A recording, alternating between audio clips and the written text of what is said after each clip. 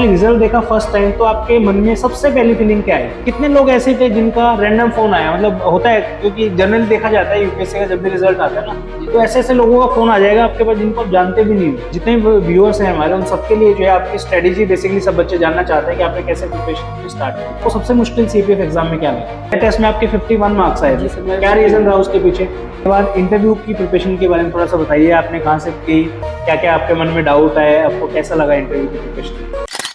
जय हिंद लोग, future officers, कैसे हो आप सभी लोग? स्वागत आपका आज की इस वीडियो में। आज की इस वीडियो में मैं बुलाना चाहूंगा एक बहुत ही स्पेशल गेस्ट को, जिनका नाम है अजय मीणा। अजय मीणा ने जो है ऑल इंडिया रैंक 298 हासिल किया है सीपीएफ एग्जाम 2025 में। आज हम इस वीडियो में जानेंगे उनकी स्ट्रेटेजी के बारे में, किस तरीके से उन्होंने जो अपने एग्जाम की प्रिपरेशन की, कितना उनको टाइम लगा, कैसे बैकग्राउंड से बिलोंग करते हैं, क्या क्या चैलेंजेस जो है उनको इस जर्नी में आए। दोस्तों, मैं स्वागत करना चाहूंगा अजय मीणा जी का।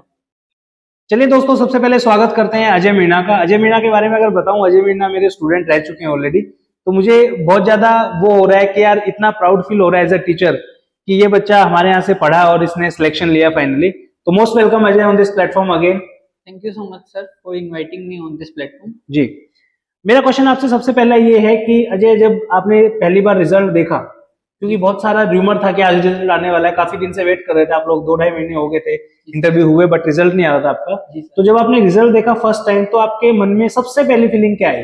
जी सर, जैसा कि थोड़ा पहले से आइडिया था कि आज रिजल्ट आने वाला है, तो हम पूरे दिन ऐसे वेट ही कर रहे थे। तो शाम को रिजल्ट आया, पीडीएफ खोलते ही रोल नंबर टाइप करते पहले थोड़ी सी घबराहट हो रही थी, लेकिन जैसे ही डाला फिर मिला कि 298 रैंक है, तो काफी खुशी है अंदर से और थोड़ा रिलीफ फील हुआ एक कि ब्रेक थ्रू मिला है अपने को। अच्छा, फिर मैंने अपनी मदर को फोन किया, उनको बताया, तो उनको काफी ज्यादा खुशी हुई। मैंने अपने पेरेंट्स को बताया, पापा को भी बताया, तो उनको भी कि चलो फाइनली गवर्नमेंट जॉब लग गई। ठीक है। कितने लोग ऐसे थे जिनका रैंडम फोन आया? मतलब होता है क्योंकि जनरली देखा जाता है यूपीएससी का जब भी रिजल्ट आता है ना, तो ऐसे ऐसे लोगों का फोन आ जाएगा आपके पास जिनको आप जानते भी नहीं हो। ऐसा हुआ आपके साथ कि रैंडम लोगों का फोन आ रहा है, बहुत पुराने दोस्त जिनसे 5-7 सालों से बात ही नहीं हुई, उनका फोन आ रहा है, अजय भाई आपका सिलेक्शन हो गया, इस तरीके से कुछ? जी सर।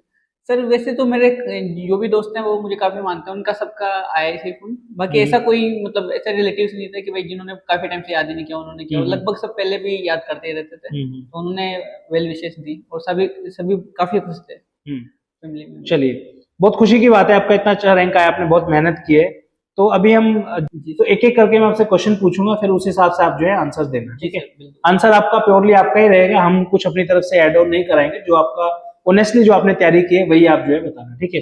सबसे पहले मैं पूछना चाहूंगा कि सीपीएफ एग्जाम के अंदर जब आपने तैयारी करना स्टार्ट किया, तो सबसे बड़ा चैलेंज आपको क्या लगा सीपीएफ एग्जाम के? जैसे हम कोई भी एग्जाम की प्रिपरेशन स्टार्ट करते हैं, पहले हम क्वेश्चन पेपर देखते हैं, सिलेबस देखते हैं, पेपर का पैटर्न देखते हैं, तो आपको सबसे मुश्किल सीपीएफ एग्जाम में क्या लगा?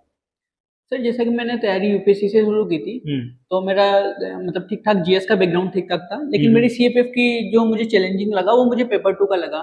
कि पेपर 2 में थोड़ा एक तो इंग्लिश का पोर्शन अलग से है, और पेपर 2 का कंटेंट में हिंदी मीडियम से था, तो कि हिंदी मीडियम का कंटेंट अपन कहाँ से निकालें, इंग्लिश में जनरली कंटेंट आसानी से अवेलेबल हो जाता है। तो थोड़ा एक तो मुझे वो कंटेंट का इशू लगा था, और दूसरा मुझे ये लगा था कि पेपर 2 में कुछ जो स्पेसिफिक सिलेबस है, जैसे इंग्लिश और जो फॉर्मेट है रिपोर्ट राइटिंग आर्गुमेंट, तो उनका।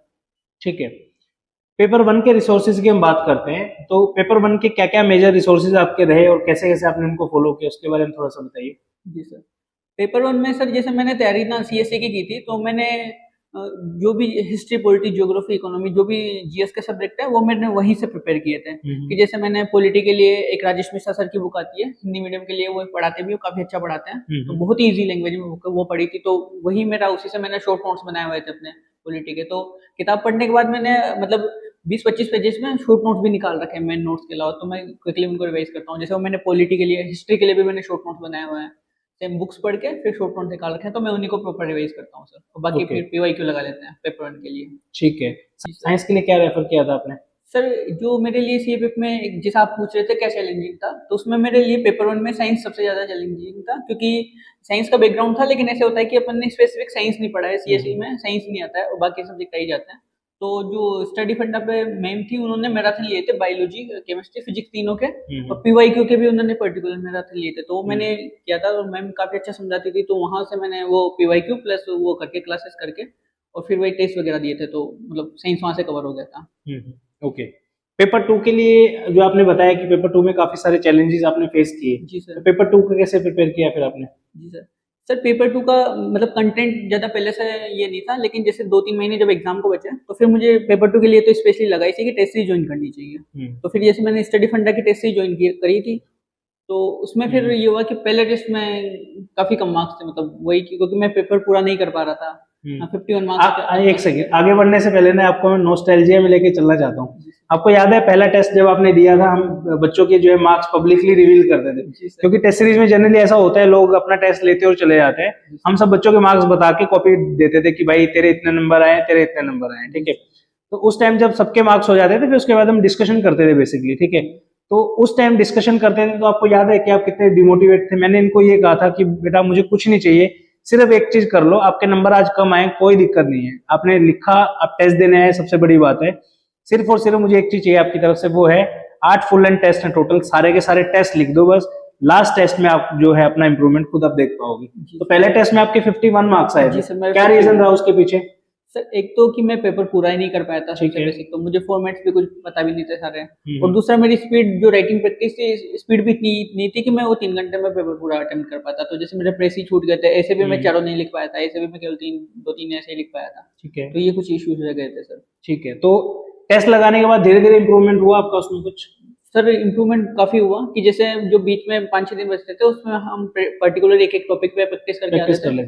फिर जब यहाँ फुल लेंथ देते थे तो सेकंड टेस्ट में मेरे आई थिंक 67 के मार्क्स आसपास आए।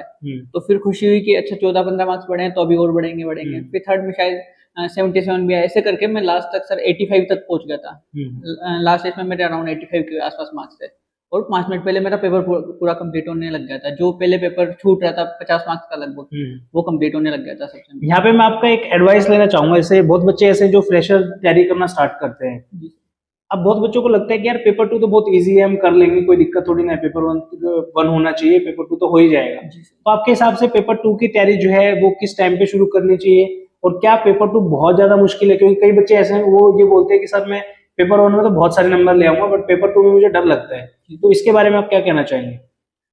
सर इसके बारे में मेरा ऐसा मानना है कि जैसे अगर आप पर्टिकुलरली आपको पता है कि आप पहले से सीपीएफ के एग्जाम की तैयारी कर रहे हैं, आपके पास लगभग 1 साल है, 8-10 महीने है, तो आपको पेपर 2 की तैयारी तब से ही साथ में शुरू रखनी है।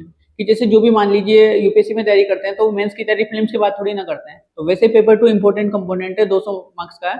तो आप जैसे जब से कर रहे हैं तो ऐसे शुरू से लिखिए, और बाकी रिपोर्ट और आर्गुमेंट है ये तो केवल फॉर्मेट पे, तो आप भले इनकी कम प्रैक्टिस कर सकते हैं, लेकिन ऐसे कि आप बढ़िया अच्छे से शुरू से प्रैक्टिस करते रहिए, और अपना कंटेंट थोड़ा थोड़ा टॉपिक वाइज बनाते चलिए। जैसे 4-5 थीम पे आता है, सिक्योरिटी पे आता है, इकोनॉमी पे आता है, आईआर पे आता है, और जो सोशल इश्यूज इन पे आता है। तो इन पे अपना थोड़ा थोड़ा कंटेंट शुरू से बनाते रहेंगे तो आपको आखिरी में रिवीजन में दिक्कत नहीं होगी।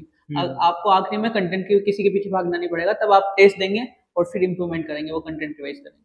ऐसे बच्चों के लिए आपका क्या मैसेज है जो बच्चे ये वेट करते हैं कि यार, क्योंकि मैं भी बच्चे को जनरली यही बोलता हूँ कि भाई पेपर 2 एक ऐसी चीज है उसमें कम से कम 6 से 8 महीने आपको देने पड़ेंगे। जी सर। मैं ये रिकमेंड करता हूँ, क्योंकि इनिशियल टाइम पे से मान लीजिए अभी पूरा साल तैयारी का है, तो डे 1 पे तो बच्चा पेपर 2 करेगा, उसको समझ में भी नहीं आएगा, क्योंकि पेपर 1 का सिलेबस भी ओवरलैप होता है। मैं जनरली ये रिकमेंड करता हूँ अपने बच्चों को कि भाई आप पहले 2-3 महीने ना अपना फ्लो बनाओ, पेपर 1 के 2-3 सब्जेक्ट जी सर करो, जैसे ज्योग्राफी आपने किया, पॉलिटी आपने किया, ताकि आपके वो 2-3 थीम वहीं से भी कवर हो जाए और आपको हेल्प मिल जाए।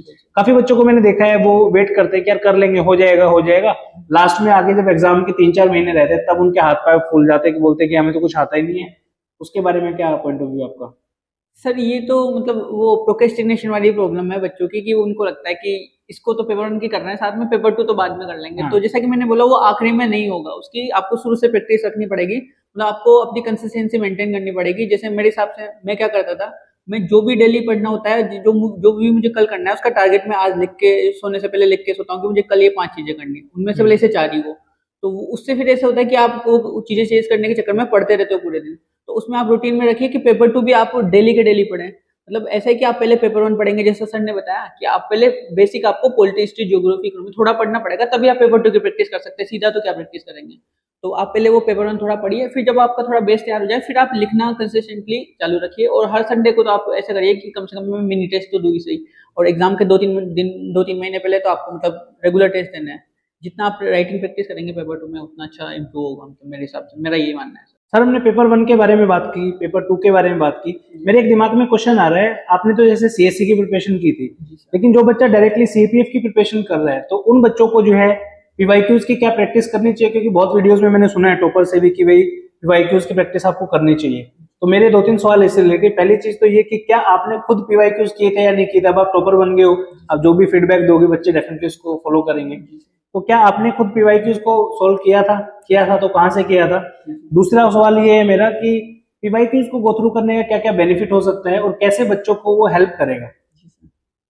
तो सर जैसे आपने पहला सवाल तो कि भाई मैंने पीवाईक्यू किए नहीं किए, मेरा मानना है कि पीवाईक्यू आपके लिए यूपीएससी की तैयारी में रामबाण साबित हो सकते हैं, क्योंकि इससे आपको बहुत ही फायदा होता है। पहले मैं इसका आंसर कि भाई मैंने पीवाईक्यू खुद ने बहुत किए थे, सब्जेक्ट वाइज मैंने पीवाईक्यू किए थे। मैंने सब्जेक्ट वाइज बुक्स खरीदी हुई थी, जो अभी भी मेरे पास पॉलिटी, हिस्ट्री, ज्योग्राफी, इकोनॉमी, तो मैं सब्जेक्ट वाइज प्रैक्टिस करता था जितने यूपीएससी से एक टॉपिक से क्वेश्चन आए हुए हैं। वैसे उस टाइम तो आपका यूपीएससी ऑल इन वन भी अवेलेबल नहीं था। अरे दोस्तों UPSC all in one basically सबने जिक्र कर ही दिया है, तो मैं बता देता हूँ। UPSC all in one basically एक बॉक्स है जिसके अंदर आपको टॉपिक वाइज क्वेश्चन सभी यूपीएससी एग्जाम के मिल जाएंगे। जैसे UPSC more than 12 exam conduct करता है हर साल, तो सभी टॉपिक्स पे जो है कंबाइंड पीवाईक्यूज आपको मिल जाएंगे। एग्जांपल के तौर पे आपने प्रेसिडेंट का चैप्टर पढ़ा है, तो आज तक लास्ट के 20 सालों में प्रेसिडेंट पे कोई भी क्वेश्चन आया हो, वो सारे क्वेश्चन आपको एक टेस्ट फॉर्मेट में मिल जाएंगे। ठीक है, वैसे ही आपने मान लो सोलर सिस्टम पढ़ा है, इन सब एग्जाम में जितने भी सोलर सिस्टम के क्वेश्चन है सबको हमने कंपाइल किया है विद ब्यूटीफुल पिक्चर्स और ब्यूटीफुल डायग्राम्स और ब्यूटीफुल एक्सप्लेनेशंस। ये I am really sorry sir, उस टाइम तक नहीं बना पाए, बट अभी अवेलेबल है। कोई दिक्कत नहीं सर, आगे आने वाले एस्पायरेंट तो इसका फायदा उठाएंगे। लेकिन सर मैं आपका सेकंड क्वेश्चन आंसर करना चाहूंगा कि इससे क्या फायदा होता है। तो यूपीएससी के पीवाईक्यू करने से एक तो हमें ये फायदा होता है, पहला हमें इंपॉर्टेंट थीम्स पता लग जाती है। जैसे सीएपीएफ के पीवाईक्यू करेंगे, तो अगर इन्वायरमेंट के मान लीजिए अगर पीवाईक्यू करते हैं तो हमें पता लग जाएगा कि कन्वेंशन से बहुत ज्यादा क्वेश्चन आ रहे हैं, वियना कन्वेंशन किससे रिलेटेड है, कौन सा प्रोटोकॉल किससे रिलेटेड है। इस बार जैसे पंचामृत वाला क्वेश्चन आया तो ज्यादा मुश्किल नहीं था, तो अपने को थीम्स पता रहेगी तो एरिया पता लग जाएगा कहाँ से ज्यादा क्वेश्चन आ रहे हैं। दूसरा फायदा होता है कि हम यूपीएससी के स्टेटमेंट को समझने लग जाते हैं कि यूपीएससी जब स्टेटमेंट फ्रेम करता है तो गलत कैसे करवाता है। जैसे ईयर गलत करवा देगा, जैसे पंचामृत वाले में सर उन्होंने क्या कर रखा था, 2017 का अपना टारगेट है, उन्होंने 2047 कर रखा था। तो यूपीएससी ने पहले बहुत बार किया हुआ है। अगर अपन ने पीवाईक्यू देखे होंगे तो अपना थोड़ा डाउट जाएगा वहां पे और अपने को रिकॉल हो जाएगा, तो स्टेटमेंट पकड़ने में आने लग जाते हैं। तो ये दो फायदे हैं सर पीवाईक्यू करने के। तो पीवाईक्यू मेरे हिसाब से अच्छे से करनी चाहिए।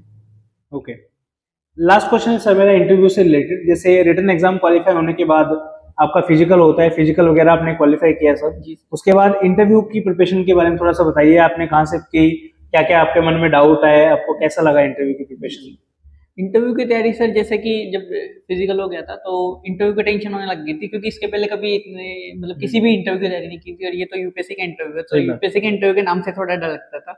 और जैसे मैं हिंदी मीडियम से हूँ तो कम्युनिकेशन स्किल थोड़ा ऐसे रहता है कि यार अपन अच्छे से बोल पाएंगे नहीं बोल पाएंगे। तो मैंने पहले खुद से थोड़े कंटेंट की भाई क्या क्या इंटरव्यू में पूछा जाता है उसके रिगार्डिंग काम किया, और प्रैक्टिस के लिए फिर मैंने मॉक इंटरव्यू ज्वाइन किया था। जैसे कि आपको याद होगा मैं यहीं पे मॉक इंटरव्यू देने मुझे याद है, तो मैं कितना उसमें भी घबराया हुआ था, मैं मॉक में भी। फिर आपने अच्छा मोटिवेट भी किया था मुझे, शशांक सर भी थे उसमें। जी फोटो लगा दूंगा गाइस में, डोंट वरी। हाँ जी, तो यही है सर। तो फिर मॉक वगैरह दिए, तो फिर उसमें जो भी फीडबैक मिले, जैसे यहाँ से भी मुझे अच्छा फीडबैक मिला था, तो उन सब पे मैंने काम किया और एक्चुअल में फिर ठीक इंटरव्यू हुआ। एक लास्ट मैसेज जो आप एस्पिरेंट को देना चाहते हैं जो जस्ट अभी सीपीएफ एग्जाम की जर्नी स्टार्ट करना चाहते हैं? जो भी मैं एक जनरल मैसेज दे सकता हूँ जो भी सीपीएफ की तैयारी कर रहे हैं या फिर किसी भी एग्जाम की, कि आपको अभी आप जब एस्पायरेंट है तो आपको कंसिस्टेंट रहना है। कितना कंसिस्टेंट? जितना कि आपके फादर है जो रोज जॉब पे जाते हैं, डेली जाते हैं, एक भी दिन ऐसे नहीं है कि आज उनका मन नहीं है तो नहीं गए, जाते हैं क्योंकि उनको करना होता है। तो आप भी अपना रूटीन ऐसे बनाइए कि अगर आप अपने पढ़ने वाली जगह पे, तो एक भी दिन आपको मिस नहीं करना है। आपके टारगेट्स बनाइए डेली के कि आपको ये 5 काम करने हैं, उनमें से जितने भी उन पे टिक लगाइए, फिर अगले दिन के बनाइए। इतनी कंसिस्टेंसी मेंटेन कीजिए। अगर आप इतना कंसिस्टेंट रहेंगे तो मुझे भरोसा है कि अगर मेरा हो गया तो फिर किसी का भी हो जाएगा। बिल्कुल। चलिए दोस्तों, इसके साथ जो है इस वीडियो का हम एंड करते हैं। I am really thankful for your suggestions, thank you sir, जो आने वाले एस्पिरेंट के जो है काम आएंगे। और मैं आशा करूंगा कि आप आने वाले टाइम पे जो भी आपको फोर्स एलोकेट होगी उसमें बहुत अच्छे तरीके से जो अपनी सेवाएं देंगे और एक अच्छा ऑफिसर जो है बन के साबित होंगे। स्टडी फंडा की तरफ से ढेर सारा प्यार आपको और शुभकामनाएं आपके सिलेक्शन के। Thank you so much.